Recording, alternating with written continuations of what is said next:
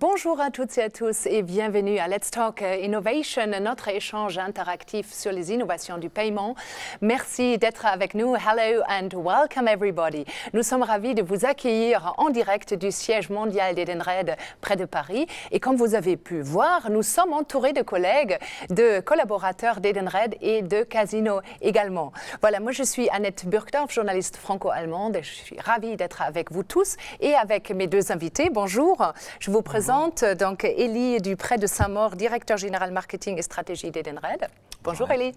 Et Cyril Bourgeois, directeur des opérations chargé de la transformation digitale chez Casino. Bonjour Cyril. Et bonjour à vous tous, bien évidemment. Vous êtes tous connectés en direct partout dans le monde pour poser vos questions. Et d'ailleurs, vous pouvez déjà commencer à envoyer vos questions et continuer tout au long de cette émission. Et nous, on essaye de répondre au maximum de toutes vos questions dans le respect du timing. On a 1 heure. Maintenant, on connaît le format. Voilà, Élie, je vais commencer tout de suite par vous. Le titre de notre talk, c'est « Vers un monde sans cash ». Pourquoi on discute de cette problématique et en quoi vous êtes concerné? D'abord, comme vous le savez, Edenred est une société leader dans le secteur des transactions et des paiements dans le monde du travail. Avec plus de 2 milliards de transactions qui ont été gérées par Edenred en 2017 pour environ 26 milliards d'euros dans 45 pays. Donc d'abord c'est un sujet qu'on connaît bien et c'est un sujet sur lequel on est à la fois spectateur et acteur. C'est-à-dire spectateur de l'évolution du monde des paiements et de sa digitalisation croissante, mais aussi un acteur, parce que, comme vous le savez sans doute aussi, cette société a été créée dans les années 60 et elle a opéré pendant de nombreuses années ces transactions au moyen de tickets papier. Et puis, dans une deuxième phase, ces transactions se sont digitalisées rapidement, et ce qui fait qu'aujourd'hui, environ 80% des transactions qui sont gérées par Edenred le sont de façon digitale, que ce soit avec des cartes de paiement, du sans contact, du paiement mobile, du paiement par carte virtuelle. Et donc, on est très en contact, on va dire, avec l'évolution digitale des moyens de paiement. Qui est un enjeu de société aujourd'hui, cette évolution. Exactement, et c'est vrai que ce qui nous a donné envie aussi d'avoir ce débat aujourd'hui, c'est que quand on interagit avec nos clients, qui sont des clients entreprises d'abord, que ce soit des DRH d'entreprises de toute taille ou des patrons de PME. Quand on interagit avec eux ou quand on interagit avec nos partenaires commerçants, plus d'1 500 000 dans le monde, eh bien, quand on parle avec eux, on se rend compte qu'effectivement, la façon dont nous payons, la façon dont nous échangeons en tant que consommateurs avec les commerçants est un vrai sujet de société important et un sujet aussi important pour nos partenaires commerçants, puisque le sujet des paiements digitaux a un rôle en fait capital à jouer dans la simplification et la fluidification des échanges entre les consommateurs et les commerçants. Merci. Donc, on voit, Cyril, de plus en plus de paiements sans cash, dématérialisés. Vous observez la même tendance chez Casino? Bien sûr. En fait, on observe depuis des années une diminution progressive de la part des paiements en cash, à la fois dans nos magasins physiques et bien sûr online, par construction. Dans nos magasins physiques, le moyen de paiement privilégié, c'est la carte bancaire. En 2017, on estime qu'un peu plus de 50% des transactions en nombre se font avec une carte bancaire et un peu plus de 70% en montant. Et donc le cash et les chèques ont beaucoup diminué. L'autre phénomène majeur, c'est l'arrivée d'Internet dans les années 2000. Sur Internet, on ne peut pas payer avec du cash, on peut payer qu'avec une carte bancaire ou avec ce sera un peu difficile, oui. Ce sera un peu difficile. Enfin, on y reviendra, mais on pourra peut-être. Et en fait, la part des achats effectués sur Internet est toujours plus importante. On estime qu'en France, 21% des transactions se sont faites sur Internet, sur le non-alimentaire en 2017 et déjà 5,5% pour les achats alimentaires et la tendance est en forte hausse, plus de 10% par an. Et donc ça contribue à la diminution du cash. Et ce que j'anticipe pour les années à venir, c'est l'arrivée progressive du paiement par téléphone. On l'observe déjà pour les achats en ligne. Par exemple, chez Cdiscount, plus d'1 tiers des transactions se font directement depuis le téléphone. On sait que près de 6 millions de Français ont déjà utilisé leur téléphone pour payer une transaction, pour des montants qui ne sont pas négligeables, près de 700 € par an. C'est 8 fois plus qu'en Allemagne. Donc les Français, en termes de... Oui, mais on va revenir sur l'Allemagne, justement. Et ça va être une tendance majeure y compris dans nos magasins physiques. Et les raisons sont en fait assez simples. Payer avec son téléphone, c'est plus rapide. C'est le fameux paiement one-click sur Internet. C'est plus pratique parce qu'on peut préenregistrer ses coordonnées de carte bancaire. C'est plus sûr. Et c'est aussi plus complet parce qu'on peut proposer des expériences enrichies aux gens qui payent avec leur téléphone. Et je pensais aussi un aspect, c'est plus propre aussi. C'est plus propre. Oui, c'est toucher l'argent. Mais justement, je suis allemande et donc je sais que les Allemands aiment bien, ils sont très attachés au cash. J'ai lu 80% des transactions sont effectuées en cash. Donc, est-ce que vous pensez que les billets vont disparaître quand même un jour ou il y a des pays où on les garde? Par exemple, grâce aux Allemands ou à cause des Allemands, on a aussi les billets de 500 €. Je pense qu'il y a des différences culturelles importantes s'agissant des paiements. Il y a certains pays, notamment européens, où le cash est encore très important. L'Allemagne, l'Italie, plus important qu'en France, l'Autriche.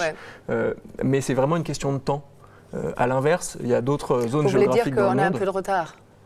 Dans ce domaine-là, peut-être un peu. Chacun paye comme il veut, mais en tout cas, je pense que la grande tendance, c'est quand même la disparition du cash à un horizon qu'il est toujours compliqué de définir, mais on voit que dans les pays asiatiques qui sont un peu en avance de phase, le cash a pratiquement disparu. Est-ce qu'on peut rester d'abord un peu en Europe? Parce que là, il y a des grandes disparités. Alors, peut-être quelques mots qu'on peut préciser là-dessus. Alors d'abord, je pense que la première chose qu'il faut dire, c'est que très factuellement, on voit effectivement une adoption quand même croissante et assez rapide des moyens de paiement digitaux qui tendent à faire penser qu'on va effectivement vers un monde sans cash. Mais c'est vrai que ça s'exprime de façon très différente pays par pays. Donc on a cité l'Allemagne, on va dire plutôt en bas de tableau, on va dire en termes d'utilisation des moyens de paiement digitaux, en tout cas aujourd'hui. En revanche, des pays d'Europe du Nord comme le Danemark ou la Suède sont très en avance là-dessus. Je crois avoir lu récemment qu'on est aujourd'hui à moins de 1% des transactions effectuées par les Suédois qui le sont encore en cash. Qui sont absolument les leaders, voilà. je crois, dans ce domaine-là. Exactement, la Suède. De très important.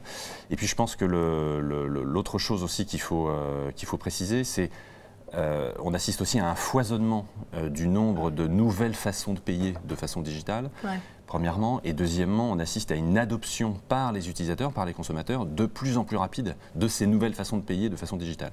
Et je prends un exemple qu'on connaît bien chez Edenred, qui est l'exemple du marché espagnol, qui est un marché en fait très propice au développement du paiement mobile. Quand on regarde en fait ce qui se passe sur le marché espagnol, c'est très intéressant. Si vous prenez l'histoire d'Edenred historiquement, on va dire, il fallait à peu près 1 an pour migrer 10% de la base utilisateur de l'utilisation d'un ticket papier à l'utilisation d'un paiement par carte. D'accord, donc à peu près 1 an pour migrer 10%. Si vous prenez le cas de l'Espagne et de l'étape suivante, c'est-à-dire migrer les utilisateurs de l'utilisation d'un paiement carte à du paiement mobile, eh bien pour migrer les 10 premiers pourcents d'utilisateurs de nos solutions en Espagne vers le paiement mobile, ça a pris seulement 3 jours. Et donc là, vous voyez bien la très grande rapidité d'adoption des nouveaux usages. Qui, à mon avis, fait écho à un dernier phénomène qui est très important et qui soutient, on va dire, l'adoption croissante des paiements digitaux en général, qui est le phénomène générationnel. C'est-à-dire que quand vous prenez les nouvelles générations qui arrivent sur le marché de l'emploi, sur le marché du travail, qui deviennent des nouveaux consommateurs, etc., eh bien ces générations-là sont nativement digitales et donc vont considérer de façon extrêmement naturelle l'utilisation de moyens de paiement digitaux. Donc ça soutient clairement, on va dire, la montée en puissance des paiements digitaux. J'ai une question un peu personnelle. Vous, quels sont vos outils de paiement? Moi, j'utilise, quand je suis dans les magasins physiques, ma carte bancaire, l'essentiel du temps. Le sans contact, quand mon panier est inférieur à 30 €, j'essaie d'utiliser aussi peu que possible les chèques. Et quand je paye sur Internet, je paye évidemment avec ma carte ou avec un compte de monnaie électronique type PayPal. Voilà. J'ai malheureusement pas de ticket resto. Et vous? Ça te serait tardé. Ah oui. Alors moi je suis devenu un assez grand fan du paiement mobile en fait depuis que j'ai rejoint Edenred. Je me suis pas mal intéressé à ce sujet, notamment pour sa praticité et pour sa sécurité, parce que Cyril l'évoquait tout à l'heure, mais c'est vrai que un paiement mobile offre une sécurité encore supplémentaire en fait à une transaction carte, notamment à travers l'identification biométrique du porteur du moyen de paiement. Moi, par exemple, je trouve, je suis comme vous, mais de temps en temps, on est obligé de payer par chèque, par exemple. je trouve. Les activités des enfants, par exemple, les inscriptions c'est vrai que c'est un phénomène, chez les médecins. C'est un phénomène encore très français, en fait. C'est une des spécificités nationales françaises. Exactement. On estime qu'il y a environ 70% des chèques émis en Europe qui sont émis en France. Donc voilà, la France est encore, l'Allemagne est attachée à son cash, la France est encore attachée à ses chèques. À ses chèques, ok. De même en France, on doit encore payer par cash chez certains petits commerçants quand les paniers sont très faibles. Oui. Ah, oui. Je voulais continuer le tour des géographies, en fait, Cyril, parce que je sais que vous, et Edenred également, vous êtes très présent en Amérique latine. Alors, quelle est la situation là-bas? On est très présent en Amérique latine. On est le premier distributeur alimentaire au Brésil et le deuxième distributeur non alimentaire. On est le premier distributeur en Colombie. On est également présent en Uruguay, en Argentine. Le Brésil nous fournit un bon exemple et ce que disait Elie est très vrai. Il y a un sujet générationnel. En fait. Au Brésil, toutes les conditions sont réunies pour une adoption très rapide des modes de paiement digitaux. La population est jeune, elle est très équipée en smartphone. Plus de 70% des Brésiliens ont un smartphone.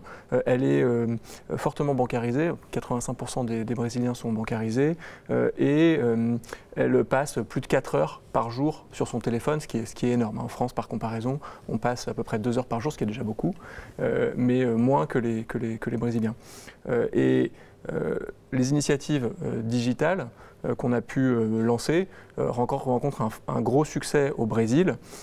Par exemple, on a lancé il y a 1 an à peu près une application qui digitalise la carte de fidélité et les bons de réduction. Elle a déjà été adoptée par 5,5 millions de nos clients fidèles et le succès est tel qu'on réfléchit à supprimer le catalogue papier, ce qui est le rêve du distributeur et ce qui montre bien qu'on y est, la digitalisation totale de la relation. Si on prend, je pense que le paiement viendra dans le prolongement de la digitalisation de cette expérience d'achat. Les gens se sont habitués avec les achats online à payer sans cash et ils veulent la même qualité d'expérience dans les magasins physiques, c'est-à-dire sortir son téléphone et payer très très vite sans avoir à manipuler du cash, une carte bancaire, à faire un code PIN.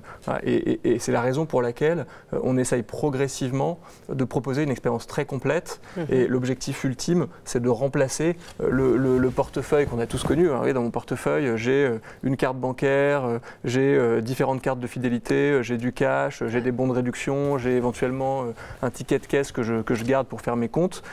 Avec le digital, on peut proposer dans une seule et même application l'ensemble de ces éléments. On l'a fait chez Casino avec une application qui s'appelle Casino Max, où les clients peuvent enregistrer une carte bancaire pour payer en un seul clic, digitaliser leur carte de fidélité, avoir leur ticket de caisse dématérialisé, mettre leur liste de courses, etc. Hyper pratique. Voilà. Et c'est en fait cette expérience combinée, complète, qui à mon avis favorisera l'adoption rapide du paiement avec le téléphone dans les magasins physiques.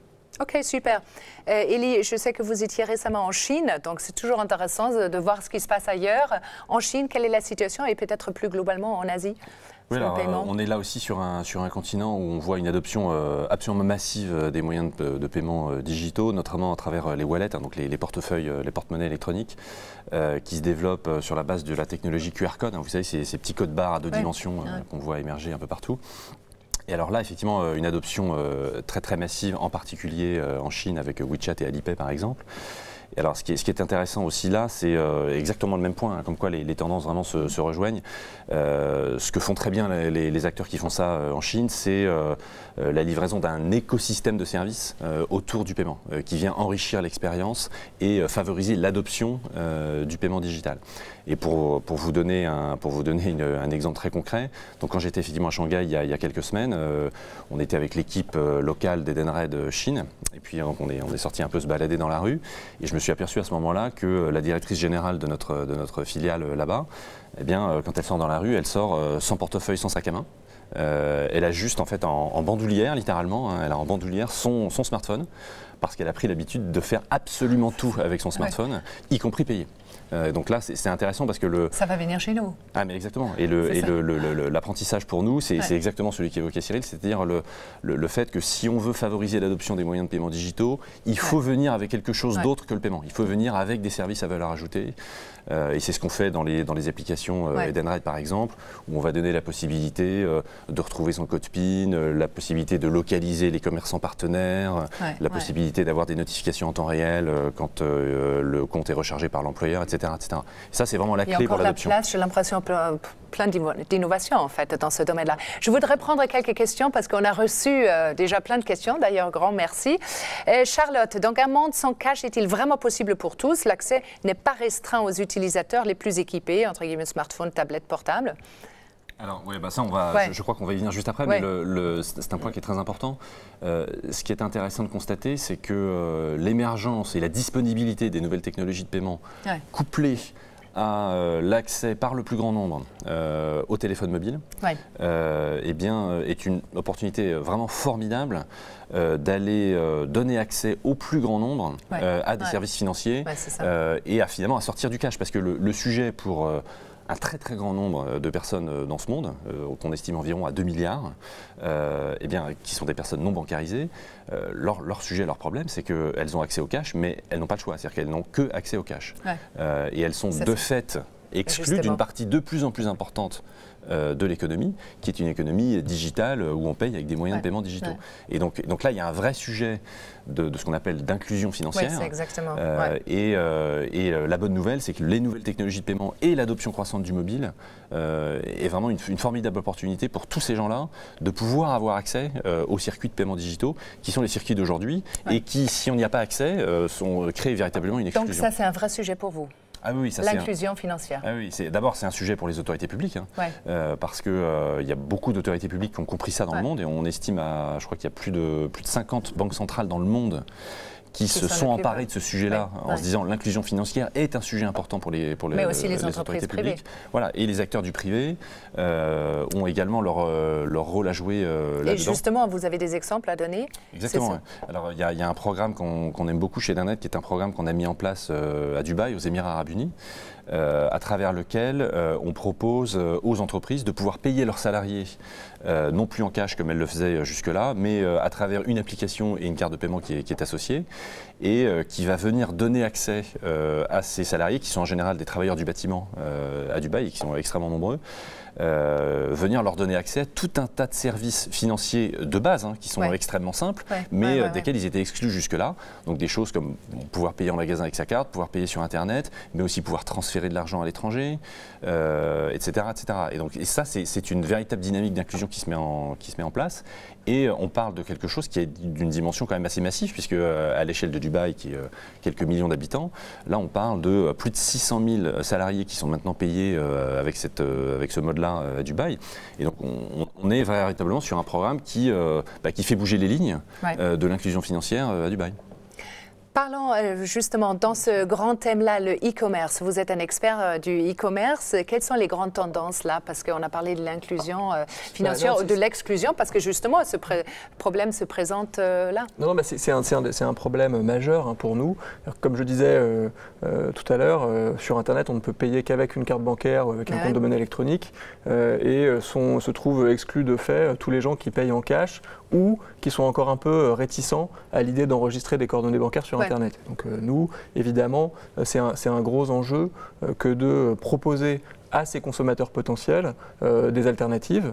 L'alternative la plus commune aujourd'hui, c'est d'alimenter un compte de monnaie électronique avec du cash, en allant dans un point de vente, un bureau de tabac, demain les magasins du réseau Casino, pour pouvoir mettre du cash et ensuite utiliser ce cash pour payer directement sur Internet. Et c'est un vrai sujet d'inclusion financière, puisque les prix sur Internet sont de manière générale un peu moins élevés que dans les magasins physiques, et donc précisément ces gens qui n'ont pas accès au réseau bancaire sont souvent les plus fragiles, et c'est intéressant de leur proposer la possibilité de payer sur Internet. Très bien. Je prends encore quelques questions. Donc de Jean-Louis, quelles sont les contraintes à voir le cash disparaître? Il ne peut pas y avoir que des avantages. Y a-t-il que ça se fasse au détriment d'emplois? Donc Question intéressante. Ouais, alors, enfin, moi, si je prends le sujet de, on va dire, du coût complet de la détention du cash, Ouais. alors je suis pas forcément qualifié pour répondre sur l'impact sur la création d'emplois. En revanche, ce qui est très clair, c'est que d'abord, on estime à peu près entre 5 et 10% le coût économique de détention du cash par la société. Parce que du cash, on doit l'imprimer, Ouais. on doit le transporter de façon sécurisée, on doit le convertir quand on change d'espace monétaire, on doit le convertir si on veut le remettre dans le circuit des paiements digitaux. Et puis évidemment, du cash, ça se perd, ça se vole, et malheureusement de façon irrémédiable. Donc ça, c'est le coût économique. Ouais. Vous avez parlé d'ailleurs tout à l'heure en introduction du coût environnemental. C'est vrai que quand on prend un tout petit peu de recul, ça paraît un peu surréaliste de se dire qu'aujourd'hui, en 2018, on a des camions qui consomment de l'essence et qui émettent du CO2 et qui transportent des bouts de papier. Ouais. Qui servent à payer, parce que en fait c'est ça, hein, c'est ça qui se passe. Et donc ça paraît presque paradoxal de dire ça, mais c'est vrai qu'il y a un coût, on va dire environnemental qui est assez important. Et on l'a d'ailleurs mesuré très bien chez Edenred, puisque quand on a commencé à passer des tickets papier au paiement par carte, on avait fait des mesures d'impact environnemental et on a constaté que ce passage vers les paiements plus digitaux baissait, si je me souviens bien, de 64% notre émission de gaz à effet de serre et de 86%, et de 86% la consommation de matières naturelles. Ouais. Donc on est quand même sur un impact qui est très important. Ouais. Et là, il y a un dernier impact qui va peut-être répondre un peu à la question qui a été posée dans le coût que représente le cash.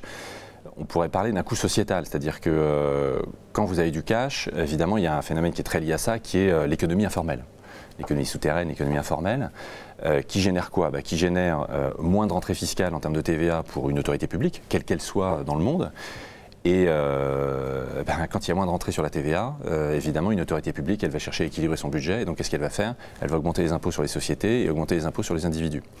Et donc là, on a aussi un coût indirect, mais qui est très significatif. Ouais. Et les paiements digitaux, c'est vrai, sont une façon de formaliser davantage l'économie. Et quand on formalise l'économie, on collecte plus de TVA et on a moins besoin d'augmenter l'impôt sur les individus et les sociétés. Au détriment d'emplois, c'est aussi quand même les imprimeries qui vont fermer, tous les transporteurs de fonds, toute la sécurité. Il y a quand même, ça peut être un sujet important. Exactement. Si on passe... alors, ça, c'est l'histoire du capitalisme. C'est-à-dire que l'histoire du capitalisme est une histoire de destruction et création. Et donc, c'est Schumpeter. Exactement. Félicitations. Et donc effectivement, l'avènement du digital, détruit des emplois et crée d'autres emplois. Et donc là, si on parle effectivement de la manipulation du cash, qui aujourd'hui effectivement représente des emplois, eh bien ces emplois, à la faveur de l'émergence des paiements digitaux, vont disparaître et d'autres vont se créer. Et d'ailleurs, si vous allez en Suède, où il y a seulement 1% des transactions, on l'a dit, qui sont réalisées en cash. Regardez le taux de chômage en Suède, et je pense que c'est la meilleure preuve qu'on peut largement créer de l'emploi. Avec l'innovation, on peut créer de l'emploi. Donc si j'ai bien compris, vous dites le coût du cash est plus élevé que le coût du paiement dématérialisé, c'est ça? Surtout quand on considère son coût total. C'est-à-dire qu'il faut bien regarder le coût total de la détention, le transport, l'impression, etc. On prend rarement tout ça en fait. Le coût environnemental et le coût sociétal. Voilà. Ok, ça s'accumule. Vous avez tout à l'heure, Cyril, vous avez mentionné, vous, de l'économie souterraine. Donc, on parle toujours de sécurité. Est-ce qu'on peut parler de fraude de cartes bancaires? Où on est aujourd'hui dans la sécurité? Parce qu'on en parle quand même pas mal. Bien sûr. C'est un sujet qui est largement fantasmé. Il y a quelques fraudes, mais de manière générale, les moyens de paiement digitaux ont permis de renforcer considérablement la sécurité des moyens de paiement. Je crois qu'elle le disait, mais si vous faites voler votre portefeuille, les billets qui sont dedans, ils ne vous appartiennent plus à l'instant de raison où vous n'avez plus votre portefeuille. Et vous n'avez aucun moyen de prouver que ce billet vous appartient parce qu'il n'est pas nominatif. Une carte bancaire, la grande particularité d'une carte bancaire, c'est qu'elle est nominative, que vous avez un code à taper, que vous avez un IBAN, que vous avez un certain nombre d'informations qui permettent de vous authentifier. Et les nouvelles technologies nous apportent des moyens d'authentifier de manière beaucoup plus sûre les gens. C'est la double authentification, c'est le Touch ID, c'est le Face ID qui arrive massivement et qui permettent de s'assurer que la personne qui utilise ce moyen de paiement est bien cette personne. Ok, oui, ça c'est important. Là, j'ai un témoignage. Après 3 piratages en 1 an, j'ai arrêté d'utiliser le sans contact de ma carte et le piratage s'est arrêté. Comment arriver à protéger et accompagner les consommateurs dans l'évolution de ces nouveaux moyens de paiement? Alors d'abord, ça se fait d'abord par ce qu'évoquait Cyril, c'est-à-dire la mise en place de systèmes de plus en plus intelligents dans la détection de la fraude. Donc avec des technologies comme l'intelligence artificielle qui permet on va dire, de se rendre compte beaucoup plus vite qu'avant qu'un moyen de paiement digital est en train d'être utilisé de façon anormale. Donc ça, c'est des choses que nous, on pratique au quotidien chez Edenred, c'est-à-dire la détection des comportements des moyens de paiement qui peuvent préfigurer, on va dire, un acte frauduleux. Et donc ça, c'est quelque chose qui est très important, dans lequel on investit massivement. Les populations chez nous, chez Edenred, sur nos 8000 collaborateurs, les populations IT et sécurité, c'est la première population d'employés d'Edenred parmi nos 8000 collaborateurs. Et alors pourquoi c'est un sujet très important? C'est un sujet très important parce que l'adoption d'un nouveau moyen de paiement, quel qu'il soit, vient avec la confiance. Les consommateurs doivent avoir confiance. Et pour avoir confiance, il faut de la sécurité. Et donc c'est pour ça qu'un acteur des paiements comme Edenred, pour un acteur des paiements comme Edenred, la sécurité est vraiment au cœur de tout ce qu'on fait. Parce que la sécurité génère de la confiance et parce que la confiance génère de l'adoption. Oui, et c'est justement, je sais que les Allemands, pourquoi ils sont attachés au cash? Parce que c'est une question de confiance. C'est une question de confiance. Ils ne sont pas encore convaincus que c'est totalement sécurisé. Donc, c'est un sujet très important. Côté sécurité, je voudrais savoir, parce qu'on parle des crypto-monnaies, alors qu'est-ce que vous en pensez de la sécurité des crypto-monnaies ou plus globalement comme nouveau moyen de paiement? Alors d'abord, ce qu'on peut remarquer, c'est qu'aujourd'hui, les crypto-monnaies sont quand même très peu acceptées comme moyen de paiement, à part le Bitcoin. Aujourd'hui, à part le Bitcoin sur quelques sites, et c'est largement des effets d'annonce. Il y a deux choses intéressantes à relever. Les grands cas de hacking récents, ils concernent des plateformes de trading de crypto-monnaies qui justement n'étaient pas bien sécurisées, ce qui a mis au jour l'importance de bien sécuriser les e-wallets de crypto-monnaies que les gens pouvaient détenir. Les plateformes ont fermé depuis. L'autre aspect, et ça c'est intéressant, c'est que les crypto-monnaies remettent en cause la façon dont on a géré les moyens de paiement jusque-là, c'est-à-dire la centralisation, l'État régalien, c'est quand même l'une des caractéristiques des États régaliens aujourd'hui, qui battent monnaie, et le système bancaire qui est aujourd'hui organisé par les États. Or, les crypto-monnaies viennent remettre en cause cette idée de la centralisation en proposant une alternative décentralisée et très sécurisée grâce à la cryptographie. Et donc, c'est encore un peu tôt pour faire des pronostics, mais les crypto-monnaies vont peut-être s'imposer parce qu'elles proposent des choses très intéressantes, des transactions, en tout cas pour certaines d'entre elles, très rapides, mondiales par construction, il n'y a plus de frontières, des wallets très sécurisés grâce à la cryptographie et à l'intelligence. Et donc il n'est pas impossible que dans quelques années, si on débat, on débattra de l'adoption massive des crypto-monnaies. Mais justement, comment vous vous adaptez à ces changements, à ces évolutions? Comment vous accompagnez l'arrivée de crypto-monnaies, peut-être massivement? La façon dont on le regarde, en tout cas chez Edenred, c'est qu'on essaie de garder la tête froide par rapport à, on va dire, à un effet de mode certain sur la blockchain et sur les crypto-monnaies. La façon dont on le regarde, en fait, c'est que quand on regarde les phénomènes qui sont à l'œuvre dans le monde de la fintech aujourd'hui, ce qu'on constate, c'est que les acteurs qui ont du succès sont des acteurs qui ont bien compris qu'aujourd'hui, dans, on va dire, la conception de nouvelles façons de payer et dans l'adoption de ces nouvelles façons de payer par les utilisateurs, le sujet de la disponibilité de la technologie n'est plus un sujet. C'est-à-dire que la technologie, elle est disponible. Vous voulez faire de la blockchain, vous faites de la blockchain. Vous voulez faire de la carte, vous faites de la carte. Vous voulez faire du mobile, vous faites du mobile. Donc la question n'est pas là.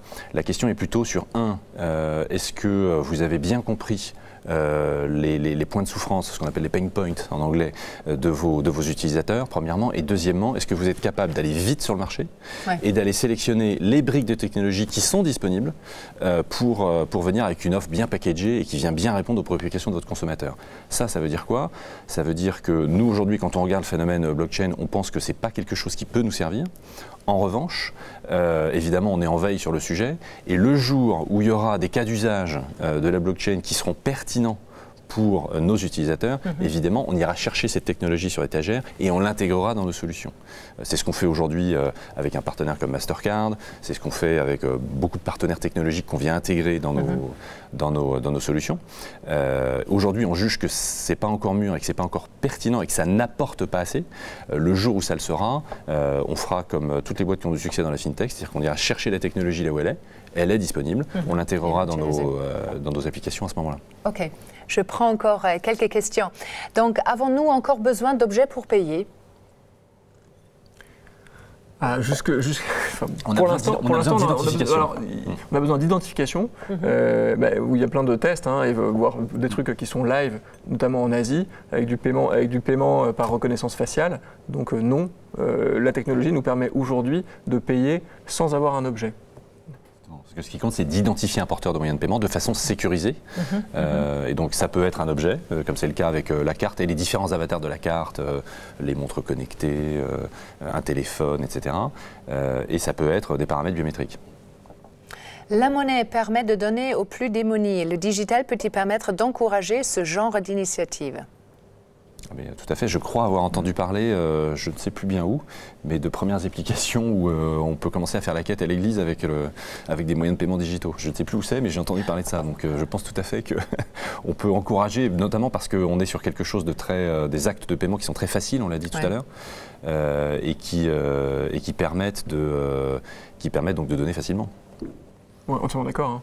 Nous, il y a des distributeurs qui proposent à leurs consommateurs la possibilité d'utiliser leur cagnotte fidélité pour donner à des associations de manière très simple, en un clic.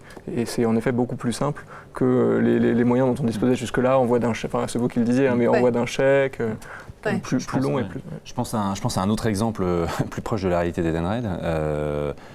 On offre maintenant la possibilité à nos utilisateurs, quand ils ont encore un stock de tickets restaurants en fin d'année par exemple, de pouvoir, dans leur application, de façon très digitale, de pouvoir en faire don aux œuvres, et en particulier à la Croix-Rouge, si je me souviens bien. Et on a constaté une très forte augmentation en fait, de ces dons avec l'évolution de l'adoption de la carte ticket restaurant. Oui, vous avez aussi des initiatives ? Oui. Chez Casino, comme ça, très bien. Quid des générations qui ne baignaient pas dans le monde digital, les seniors, par exemple? C'est une anecdote, mais je circule souvent dans nos magasins. Et un jour, j'étais dans un magasin dans le sud de la France, à Cannes, et je vois un senior qui devait avoir entre 70 et 80 ans, payé avec l'application dont je parlais tout à l'heure, Casino Max. Donc je lui pose deux, trois questions, et il m'a vraiment chaleureusement remercié. Il m'a dit jusque-là, j'avais peur de venir avec mon portefeuille, ma carte bancaire, du cash, etc. Et maintenant, je viens sereinement dans le magasin avec mon téléphone. Plus moderne avec mon téléphone, exactement, avec mon téléphone. Et j'ai plus peur de venir et je paye avec mon téléphone. Et en fait, c'était un cas d'usage auquel j'avais pas du tout pensé.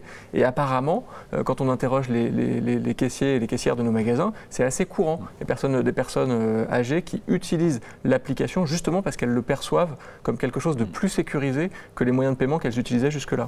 Bon, de l'autre côté, il y a quand même beaucoup de seniors aussi qui refusent d'utiliser ça. Donc justement, ce qui est intéressant, c'est que ça fait le lien avec ce que vous évoquiez tout à l'heure, une autre question qu'on avait, je crois, sur l'impact sur l'emploi.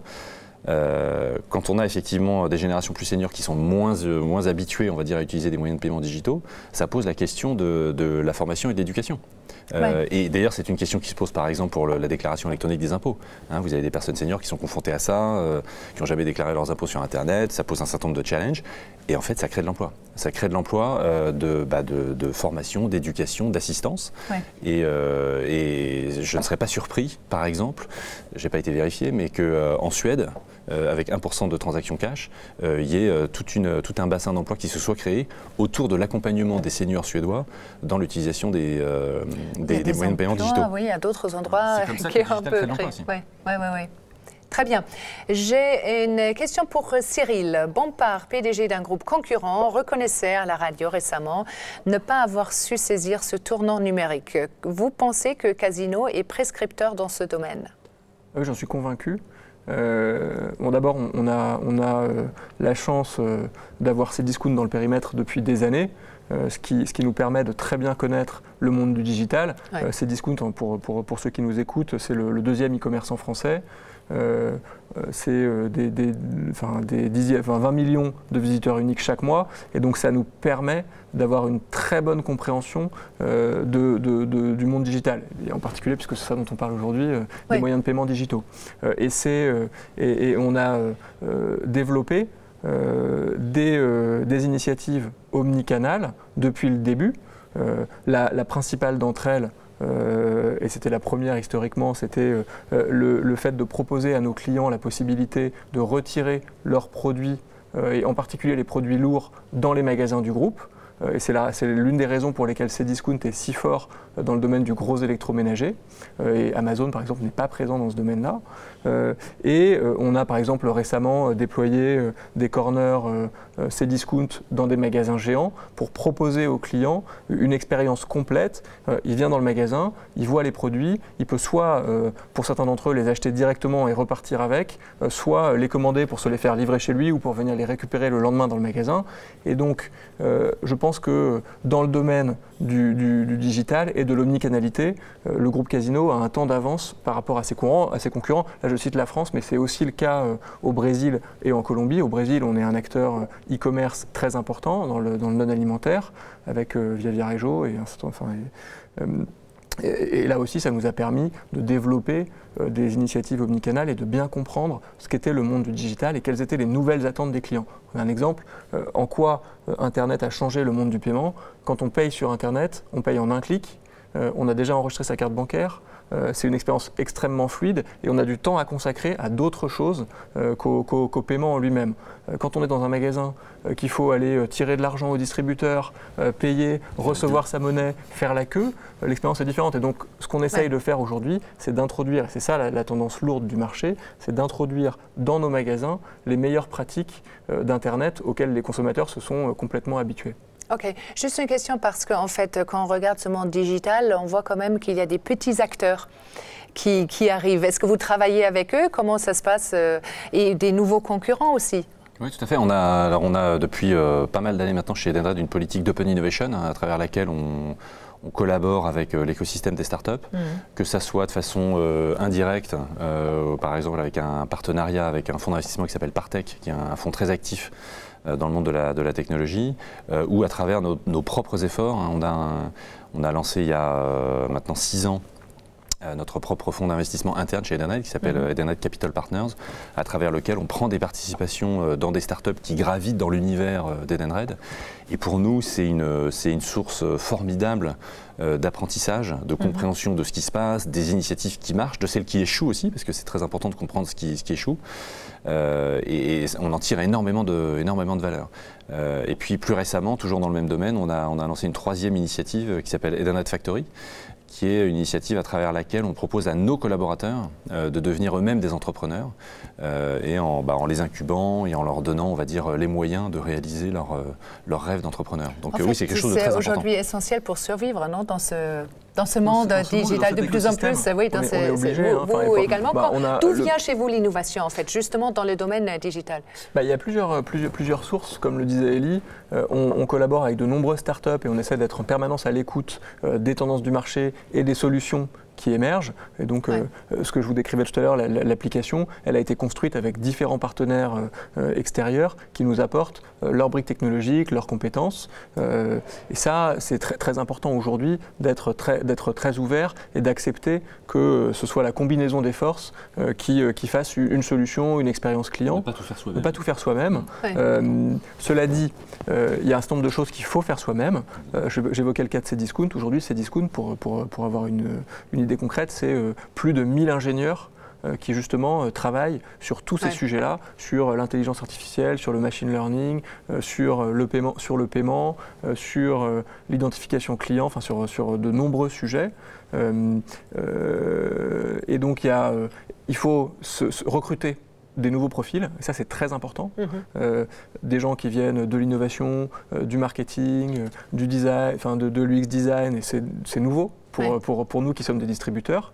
Et j'imagine que c'est la même chose chez Edenred. Et il faut trouver les moyens intelligents de collaborer avec des petites startups dans le cadre de partenariats, parfois de petites acquisitions, parfois via des fonds qui nous conseillent de travailler avec eux, et donc être disponible, très ouvert à ce nouvel écosystème.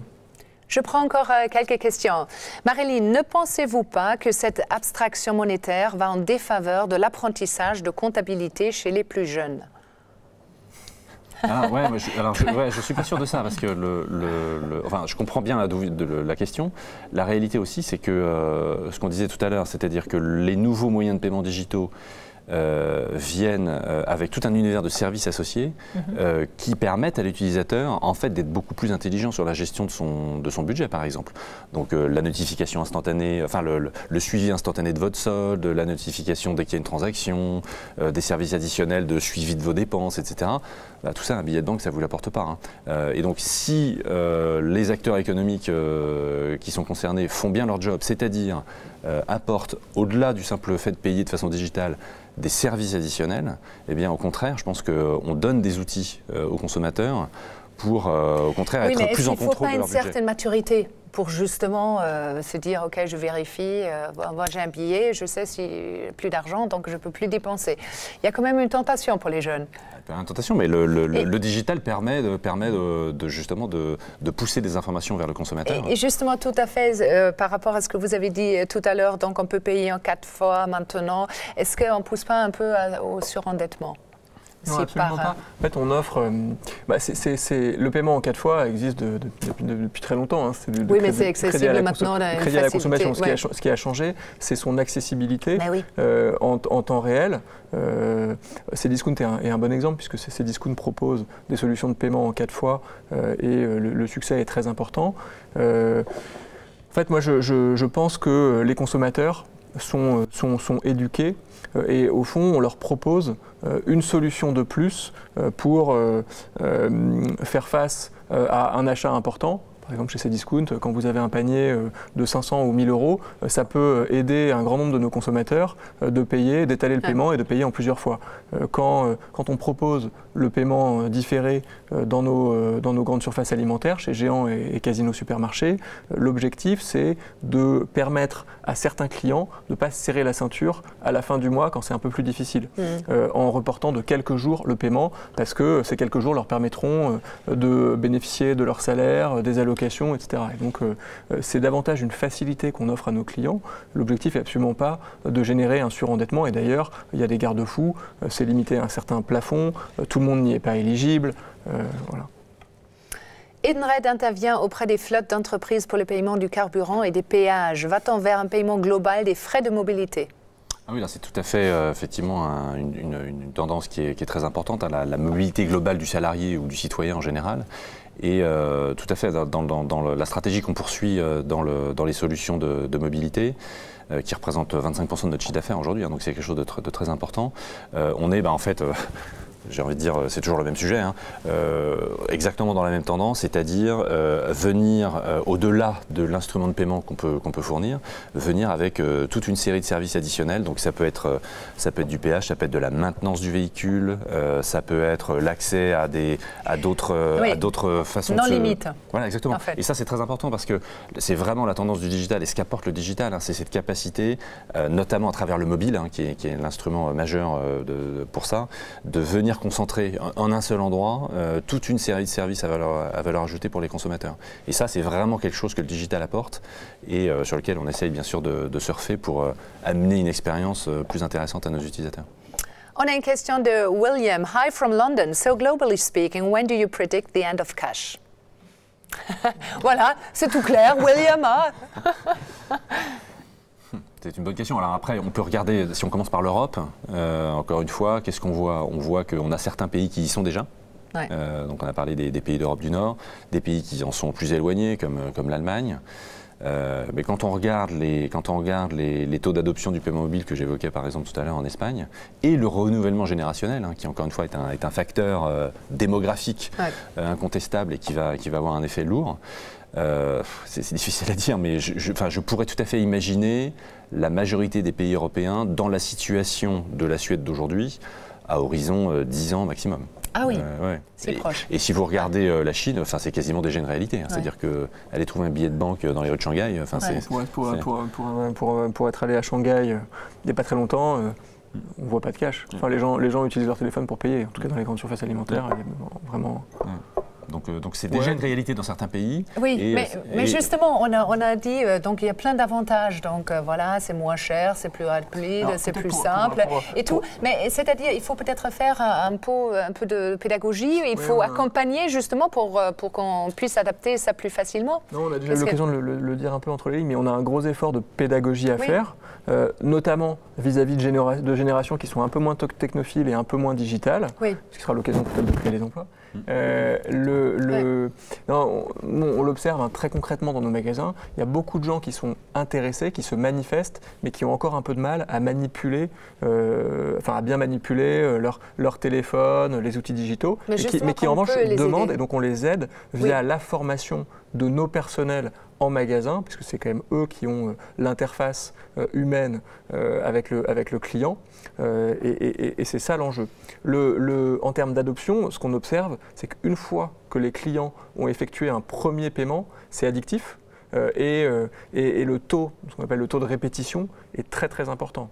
Une fois que vous avez enregistré votre carte bancaire dans une application ou sur un site internet, c'est tellement facile de payer que vous l'utilisez systématiquement. C'est-à-dire les vendeurs aident les clients à utiliser pour la première utilisation, en leur montrant comment ça fonctionne, en répondant aux questions que posent les gens. Je vous donne un exemple. Là, dans l'application, pour être un peu plus précis, on propose au client d'enregistrer sa carte bancaire et de la lier à son compte de fidélité.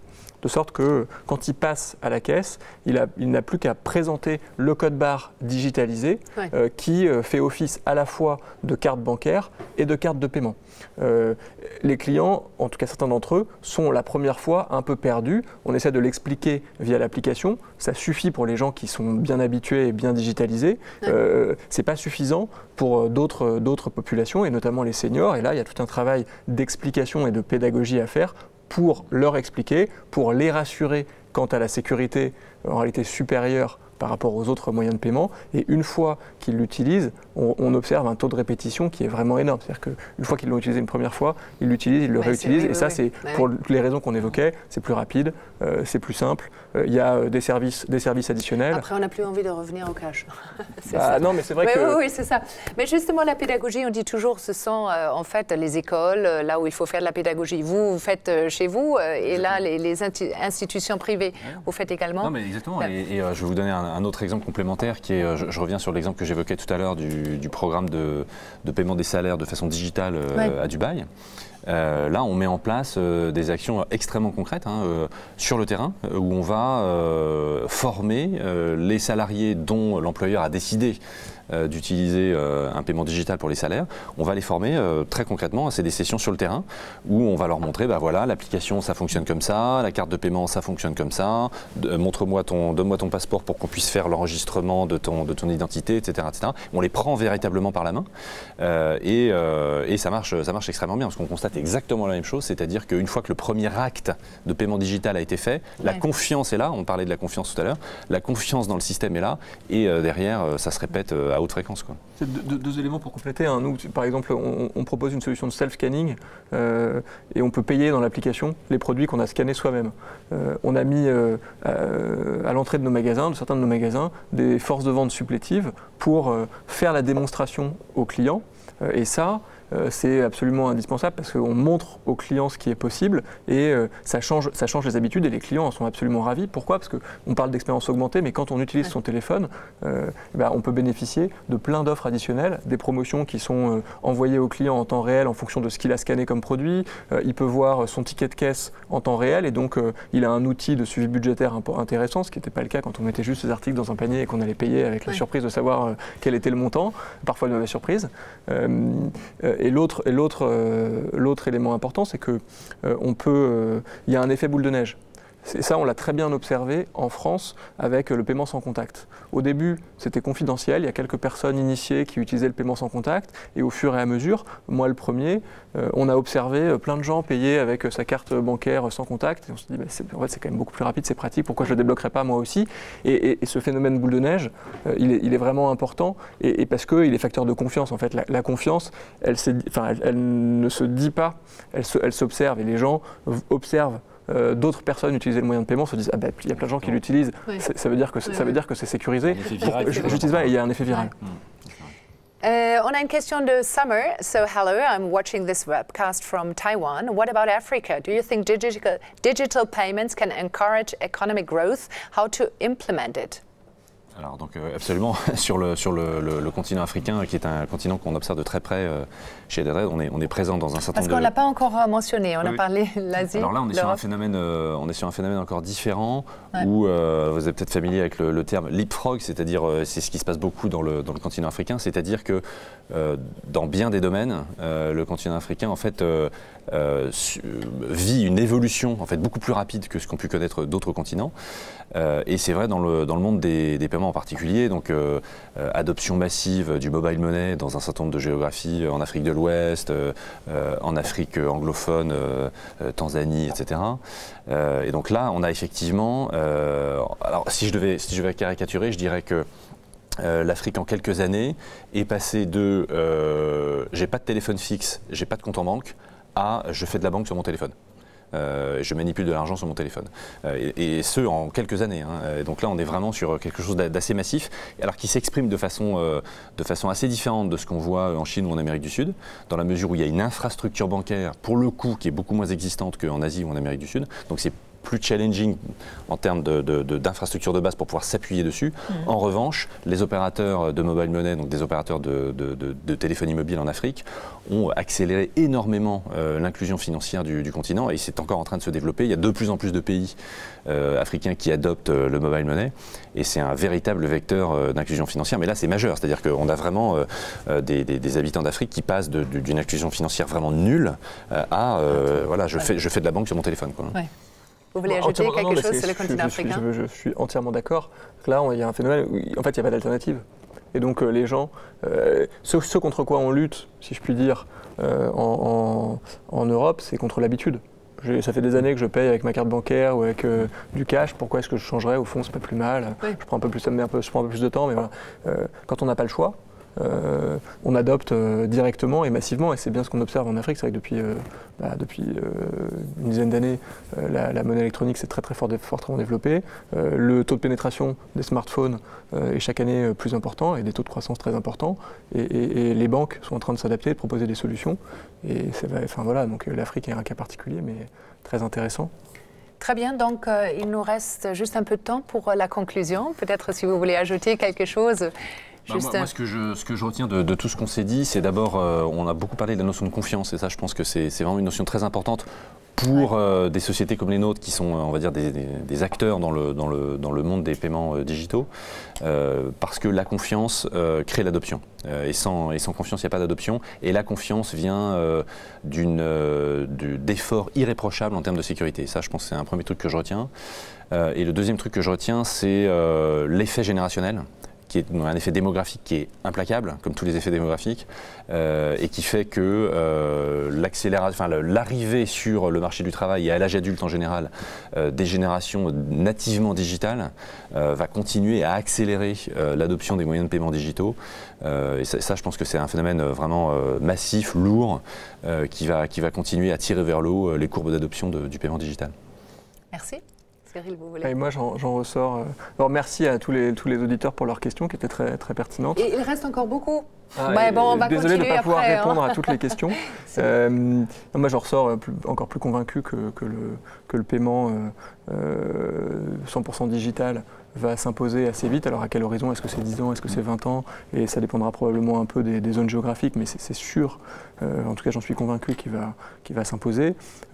Et les raisons, je les ai évoquées, et ça me paraît évident. Alors, de même que la démographie est implacable, la simplicité d'utilisation, la rapidité, la sécurité, c'est bien ce qu'on observe. Hein. On est passé du cash à la carte bancaire parce que c'était plus simple, plus sécurisé. Il n'y a aucune raison qu'on ne passe pas de la carte bancaire à un paiement à un compte de monnaie électronique, un e-wallet, parce que c'est plus sécurisé et plus simple. Bon, voilà. Merci beaucoup à vous deux. Merci à notre public, merci d'avoir participé et un grand merci bien évidemment à vous. Merci pour toutes vos questions. Je sais, il y a encore pas mal de questions, donc vous pouvez continuer les débats sur les réseaux sociaux en utilisant le hashtag Let's Talk et Innovation. Et moi, c'est juste vous dire merci beaucoup. Vous pouvez regarder cette émission en replay sur le site www.letstalkinnovation.com. Voilà, allez-y. Continuer à discuter en utilisant les hashtags et à la prochaine fois. Merci beaucoup.